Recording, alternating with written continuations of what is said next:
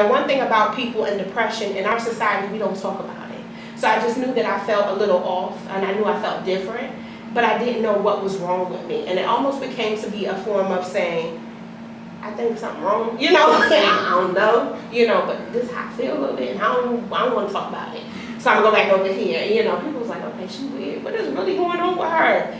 But it just became to be that way of me just saying, okay, I'm going through depression, I am this.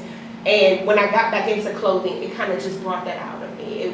I really kind of zoned in. I was able to take some of that stress, I guess you could say, some of that, I guess those feelings, and kind of put it into clothing. That's and just what I was to see. Gonna ask. But I didn't want to stop you. Yeah, you it's fine. Go ahead. Like, talk to me now. Yeah. Talk to me. But yeah, it just kind of, just to see things come alive, and just, I don't know, I guess I kind of started to get my spunk back. And like I said, we don't talk about it enough in society. So we don't realize sheltering ourselves alone can make it worse. I just knew that I just didn't want to be bothered with. And people would say, well, that's not you, that's that. And it would make me feel worse than what I did, rather than saying, hey, what's wrong? Or let's talk about it, because I really don't know where to start to even talk about it.